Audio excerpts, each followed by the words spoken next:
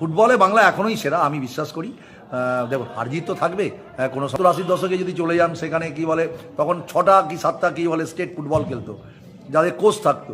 বাকি খেলতো কিন্তু তাদের সেই অর্থে কোচ এডুকেশন ছিল না, যার ফলে শিক্ষিত কোচেরা ছিলেন না সেই সব টিমের পেছনে।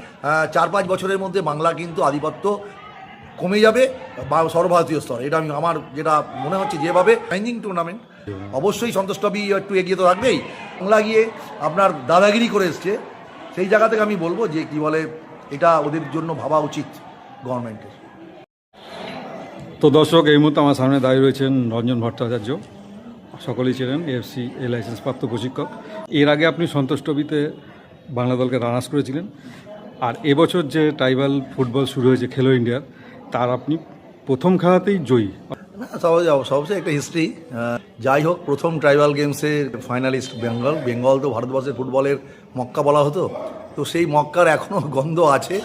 আপনার যদি সন্তোষ ট্রফি ট্রাইবাল গেম যেই খেলায় ধরুন, ফুটবলে বাংলা এখনোই সেরা আমি বিশ্বাস করি। দেখুন হারজিত তো থাকবে, কোনো সময় চ্যাম্পিয়ন হবে, কোনো সময় রানার্স হবে, কোনো সময় হয়তো কোয়ার্টার। প্রতি বছরই তো আর বাংলা হতে পারে না, এখন আস্তে আস্তে দিন দিন কীভাবে ডেভেলপ করছে ইন্ডিয়ান ফুটবল। আপনি 70-80 দশকে যদি চলে যান সেখানে কি বলে তখন 6টা কি 7টা কি বলে স্টেট ফুটবল খেলতো, যাদের কোচ থাকতো। বাকি খেলতো কিন্তু তাদের সেই অর্থে কোচ এডুকেশন ছিল না, যার ফলে শিক্ষিত কোচেরা ছিলেন না সেই সব টিমের পেছনে। শিক্ষিত মস্তিষ্ক ছিল না। 5-6টা অবশ্যই গোয়া, মহারাষ্ট্র, কেরালা, আপনার পাঞ্জাব, এই টিমগুলোর সাথেই বাংলার সার্ভিসেস, এই টিমগুলোর সাথেই বাংলার লড়াই থাকতো।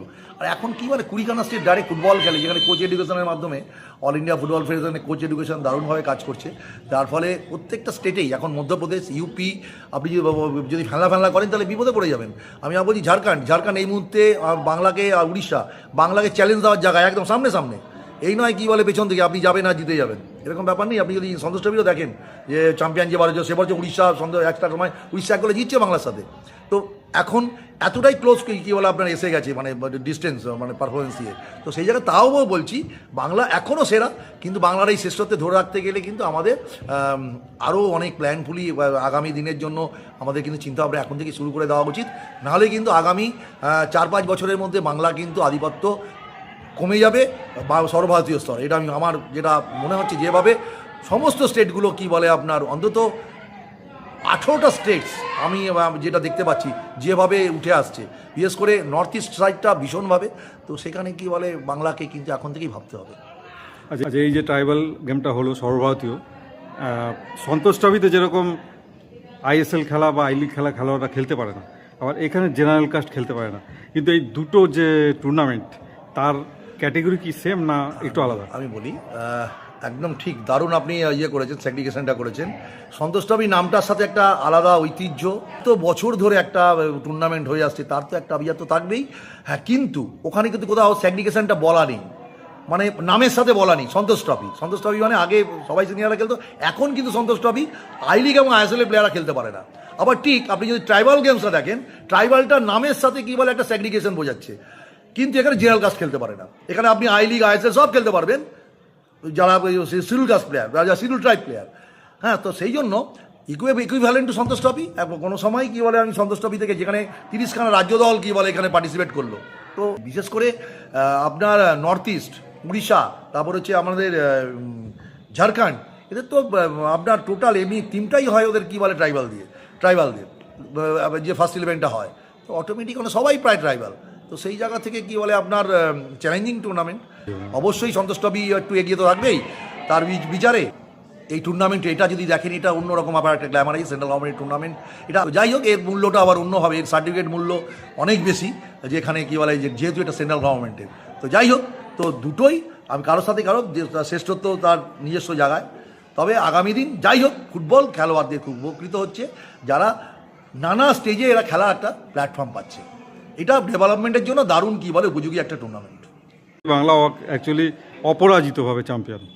তো যতগুলো টিম খেলতে এসেছিল, মানে পার্টিসিপেট করেছে, আপনি কাছ থেকে দেখেছেন, সকলেই ট্রাইবাল। তো এই ট্রাইবালদের কি এই যে এই খেলো ইন্ডিয়া খেলে ট্রাইবাল সমাজে ফুটবলের কতটা উন্নতি হতে পারে? ওরা দারুণভাবে ইন্সপায়ার্ড হয়েছে চারিদিকেই। আমি পড়া একটা গোষ্ঠীকে সামনে নিয়ে আসার যে উদ্যোগ, এটা সত্যি সাধুবাদ দিতে হবে। এবং আগামী দিন এরাই খেলবে। আগামী দিন এখন তো আমাদের বাংলার ফুটবল যদি দেখেন, আস্তে আস্তে ট্রাইবালদের সংখ্যা অনেক বেশি বাড়ছে, ট্রাইবালরাই ফুটবলটা খেলছে, হ্যাঁ, দারুণভাবে। আগামী দিন কিন্তু এই টুর্নামেন্ট একটা অন্য মাত্রায় পৌঁছাবে, আর ট্রাইবাল ডেভেলপমেন্টটা দারুণভাবে হচ্ছে। প্রতিভাবান খেলোয়াড়দের তুলে আনার উদ্যোগ গভর্নমেন্টের, এটাকে সাধুবাদ জানাতেই হবে। এমন প্রতিভা কি ধরা পড়েছে যাদেরকে আপনার প্রিমিয়ার লিগে খেলাতে পারে? অবশ্যই, আমি বেশ কিছু, আমি উড়িষ্যা থেকে কী বলে একটা প্ল্যান নিয়েছি, আমি ঝাড়খণ্ড থেকে একটা প্ল্যান নিয়েছি, হ্যাঁ, আমি কোন দলে? অরুণাচলের, আমি সুরুচি সংঘের জন্য। ঝাড়খণ্ড যেটা আমি দেখেছি, Jharkhand is a very good, যে দারুণ টিম। আমি খুব ভীষণ ভালো লেগেছে ওদের খেলা, হ্যাঁ, এবং আমাকে বেশ কষ্ট, ভীষণই ওই ম্যাচটা বের করতে আমার পরিশ্রম করতে হয়েছে, ছেলেদেরও অনেক পরিশ্রম করতে হয়েছে। রঞ্জনবাবু, অ্যাকচুয়ালি বাংলা সন্তোষ ট্রফি টিম যারা চাকরি করতো না তারা প্রত্যেকেই চাকরি পেয়েছে বাংলা চ্যাম্পিয়ন হওয়ার পর।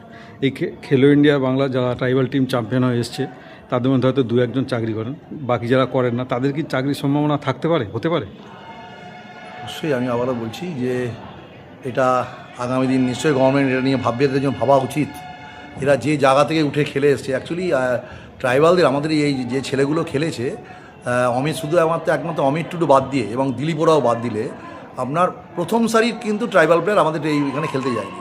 যেমন ধরুন জিতেন মুর্মু, রবি হাসদা, দীপেশ মুর্মু, তারক হেমব্রম, আপনার কী বলে সুরজিৎ হাসদা, তারপর হচ্ছে অমরনাথ বাস্কে, এরকম প্রচুর, মদন মান্ডি, বলরাম মান্ডি, ঠিক আছে, কত নাম বলবো, এই লটটা কিন্তু আমি পাইনি। আমি অমিত টুডু এবং দিলীপ ওরাও বাদ দিলে আপনার সবটাই আর 20 জন একদম মিডিওকার ছেলেদের আমি নিয়ে গেছি। তো সেই জায়গা থেকে, আর চাকু, হ্যাঁ, চাকুই যদি বাদ দেন, 3-4 জন বাদ দিলে আপনার ধরুন 18 জন একদম নিউ কামার, যারা মিডিওকার স্ট্রাগল করছে, সবে উঠে আসছে। তো সেই জায়গাতে এই ছেলেগুলোর যদি এই সময় একটুখানি প্রতিষ্ঠা পায়, পরিবারগুলো বেঁচে যাবে। হ্যাঁ, এটা তো আপনারাও বাংলার মুখ উজ্জ্বল করেছে সর্বভারতীয় স্তরে, এবং এটা যেখানে কী বলে আপনার সেন্ট্রাল গভর্নমেন্টের টুর্নামেন্ট, হ্যাঁ, তো প্রজেক্ট, তো সেখানে কী বলে বাংলা গিয়ে আপনার দাদাগিরি করে এসছে। সেই জায়গা থেকে আমি বলবো যে কী বলে এটা ওদের জন্য ভাবা উচিত গভর্নমেন্টের। ধন্যবাদ আপনাকে সঙ্গে থাকার জন্য। Thank you.